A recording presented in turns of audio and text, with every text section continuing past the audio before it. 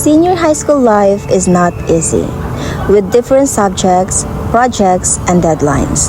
Students often look for ways to make their tasks easier. Because of technology, AI tools are now available to help students. But the question is AI helping students learn or is it becoming a shortcut? Reminder lang ha. Bukas na ipapasa yung essay natin kay Juan Garcia. Bukas na? Kasi, grabe. Hindi ko pa nagsisimulan. Hindi ko alam kung paano ko ito sisimulan. Sir, ang dami ko pa rin hindi nagawa na requirements. Hindi ko na rin alam kung paano ko ito lahat. Try natin gumamit ng AI. Magkakatulog yung para magkaroon tayo ng idea. Okay lang gumamit tayo ng AI. Para magkaroon tayo ng guide. Pero, dapat tayo pa rin magagawa pa rin natin sagot. Oo, kasi wala tayong matutunan na lesson, di ba? Yeah. Sige, gagamit tayo para lang sa starting option. Okay, pwede rin. Basta be responsible, ha? Mika, ano na yung topic natin? Importance of technology. Okay, sige, search natin sa AI.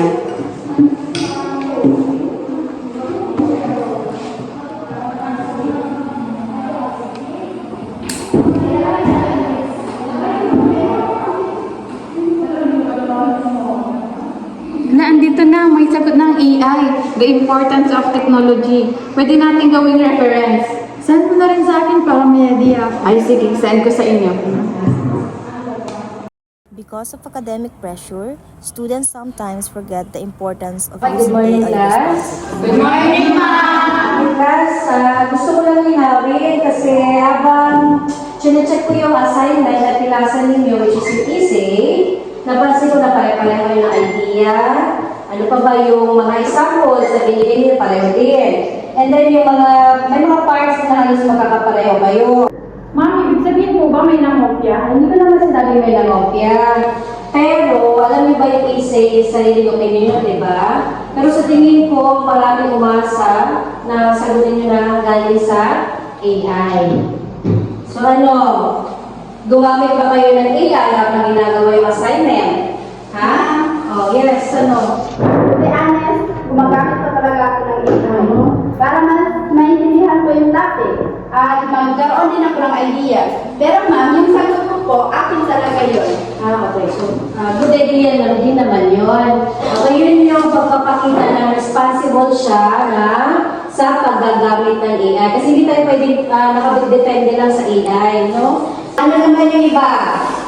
May gumamit din ba ng AI sa inyo? Ma'am, kami po ng best friend ko, ma'am.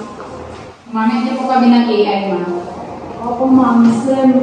Ano po kami, sensor po yung nagamit namin kaya pareho po yung sagot namin. Sorry po, ma'am. Pasensya na, ma'am. Okay, at least naging honest kayo. So ngayon, dapat naintindihan ninyo kung paano maging responsable sa paggamit ng AI, ha? Hindi pwede, nakadepende lang na lahat ng assignment doon kukunin. Makasa sa sagot ng AI, ha? May sarili tayong opinion man ng essay, ha? Yes po. Okay. Hindi na mauulit, ma'am. Okay, sige. Ma'am, paano po ba maging responsible yung user? Okay, simple lang naman. Huwag kayo maging dependent sa AI. Huwag po sa AI magtatrabaho ng assignment ninyo, research ninyo. Kailangan gawin yung part, no? Gawin lang tools si AI. Hindi siya pwedeng maging dependent lang kayo doon. So, mamaya, don't worry kayo, magkakaroon kami ng meeting together with the principal, ICT teacher, and then si guidance counselor para sa AI policy natin.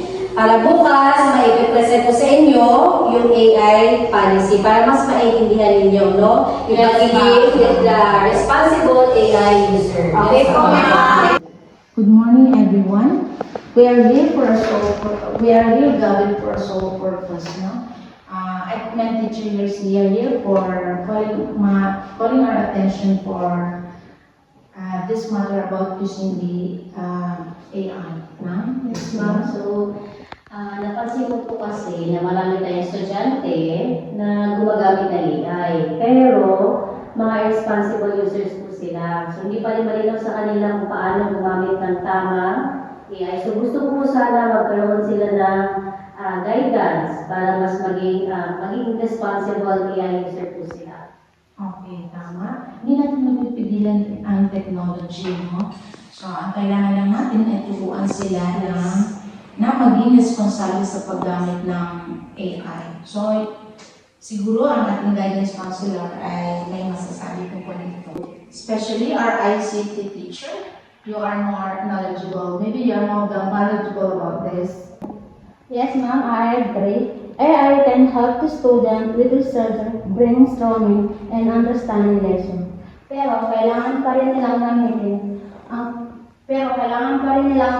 ang sarili nilang judgment. Yes, ma'am. Dapat matutunan nila ang honesty, accountability, at critical thinking.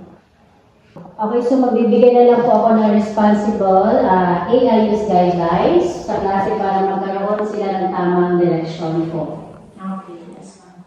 Okay, so together let us build a school community that values integrity, responsibility, and responsible digital citizenship. No? So thank you everyone, and this meeting is adjourned. Thank you. Okay, class, sinusunod ko ngayon sa whiteboard. Ito na yung napagdatingan namin ng mga rules for responsible AI use guidelines, ha? Okay, rule number 1. Okay, class, so ito yung mga rules for responsible AI use. Okay, sino yung gusto bumasa sa inyo? Okay, rule number 1 po. Rule number 1, use AI as a learning assistant, not as a replacement for your own work. Okay, next. Rule number 2. Rule number 2. Use AI for brainstorming, research, and understanding lesson. Ma'am, rule number 3, always verify if AI information is correct. Ma'am, number 4, do not copy AI-generated answer and submit them as your own. Ma'am, number 5, be honest and responsible whenever using AI. Okay, class, tandaan nyo ha yung limang rules para sa responsible AI use guidelines. So always remember na AI can support your learning, but your ideas, creativity, and effort are truly matters. Yes, Okay?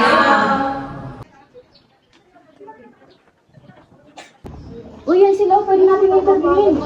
Yes po. Good morning po. Ready po? For what po? Para sa school papers lang. Yes po. To learn about AI or using AI. About dun sa naging topic namin kay Ma'am Garcia, Okay. yung AI po is hindi siya gagamitin ng buong lahat ng idea doon mo kukunin. Mag-guide lang siya for us para magkaroon kami ng some idea para sa mga topic namin. Hindi shortcut yung AI, so dapat ginagamit natin para mas matuto tayo. Ang AI is nakakatulong sa atin pero hindi naman inaabuso yun. Yes, Thank you. Ma'am, thank you po. Thank you rin. Thank you. AI will continue to be part of education, but responsibility, honesty, and critical thinking will always come from